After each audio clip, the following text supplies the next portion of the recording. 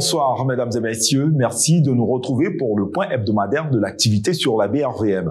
En fin de cette édition, NCA Asset Management vous propose une analyse des tendances du marché. C'est sur des performances à la baisse que le marché financier régional de l'UEMOA termine cette semaine de cotation. Au terme des 4 séances de cotation sur la période du 8 au 11 août, le BRVM Prestige en ressort avec un recul de 0,10% à 103,31 points. Trajectoire similaire pour le BRVM 30 qui affiche une baisse de 0,48% en passant à 103,11 points. Le BRVM Composite, pour sa part, réalise une baisse de 0,41%. L'indice se fixe à 205,42 points. Sur l'ensemble de cette semaine, les valeurs Solibra, Vivo Énergie Côte d'Ivoire et BOA Niger se hissent au top des performances du marché en progressant respectivement de 6,02%, 4% et 3,61%. Dans l'autre sens, ce sont les actions Bernabé Côte d'Ivoire en recul de 11,06%, Bolloré Transport et Logistics Côte d'Ivoire en baisse de 9,09% et Air Liquide Côte d'Ivoire en repli de 7,14% qui enregistrent les plus fortes baisses de cours. L'activité au cours de cette semaine a été dense et dynamique avec 1 349 216 actions transigées représentant une valeur totale de 1 971 817 306 francs CFA. Et c'est sur une capitalisation de 7 642 158 766 456 francs CFA que la BRVM clôture cette semaine. Nous accueillons à présent Monsieur Silas Lobé, chef du service gestion de portefeuille à NCA Asset Management pour une analyse des tendances de cette semaine. Monsieur Lobé, quelles observations faites-vous du marché financier de l'UEMOA dans son état actuel? Alors, comme annoncé en ce qui concerne le marché des actions, la bourse clôture sa phase de paiement de dividendes. Après cette étape, les évolutions des différentes actions seront guidées par les performances attendues et anticipées au titre du premier semestre 2023. Pour ce faire, il convient d'analyser les informations disponibles sur les sociétés au titre des publications qui ont déjà eu lieu au premier trimestre. À cela, il faut aussi ajouter les évolutions sociopolitiques, les informations macroéconomiques et sectorielles pouvant impacter les différentes valeurs qui sont cotées. Au regard du contexte politique actuel au Niger, à juste titre, l'action BOA Niger a baissé de manière continue de 15%, passant de 5 795 francs à l'annonce de l'événement. Et aujourd'hui, l'action se retrouve à 4 915 francs en l'espace de 2 semaines.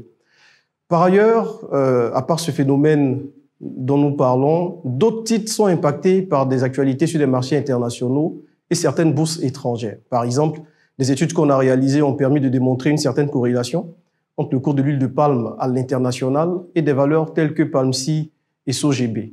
Mais le fait de savoir qu'il y a une corrélation ne suffit pas. La maîtrise de ces niveaux de corrélation et des amplitudes de variation qui y sont associées permettra de faire de bonnes prévisions et d'anticiper les cours de ces valeurs avec des degrés d'incertitude acceptables. Dans ce cas, il faut donc une bonne connaissance du marché pour investir. Oui, une très bonne connaissance du marché est requise et la technicité également est de mise afin d'investir directement sur le marché des actions. Sinon, on peut gagner sur une période et tout perdre par la suite. À cette technicité s'ajoute également la surveillance active du marché et donc le temps à consacrer à la gestion de ces investissements afin de réagir rapidement et efficacement aux différentes fluctuations du marché. Dans le cas, par exemple, de la BOA Niger dont nous avons parlé un peu plus haut, les investisseurs qui sont actifs et réactifs sur le marché financier, on peut limiter leurs pertes pour ne pas subir toute la perte de 15% que nous avons observée. Ce qui nous amène à réitérer que la connaissance du marché et le temps à y consacrer sont de mise pour pouvoir investir sur la bourse. Quelles sont donc vos recommandations aux investisseurs? Alors, pour les investisseurs qui ne sont pas avertis, nous leur recommandons fortement de se faire accompagner par des conseillers en investissement tels que les SGO, qui sont des sociétés de gestion d'OPCVM, afin de bénéficier de la technicité et la maîtrise de professionnels du marché qui sont entièrement dédiés à la gestion des fonds. De plus, vous avez l'opportunité de choisir votre canal d'investissement qui est adapté à votre profil investisseur et prendre ainsi des risques de façon maîtrisée.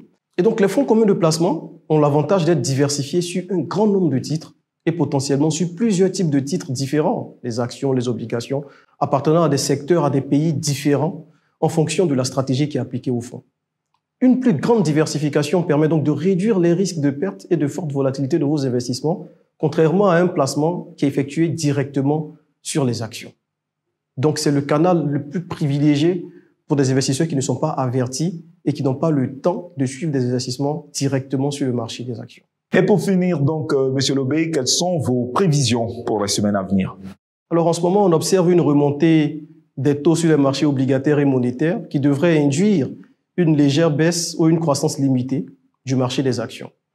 À terme, on anticipe un rééquilibrage du marché qui devrait intervenir à une stabilisation ou à une baisse du taux des obligations, de nature à engendrer à nouveau un regain pour les actions, permettant une nouvelle progression de celles-ci. Toutefois, en fonction des informations économiques et fondamentales en provenance des sociétés cotées. Nous réitérons donc qu'il est conseillé un suivi permanent du marché pour réaliser de meilleures anticipations. Merci, Monsieur Lobé. C'est moi qui vous remercie.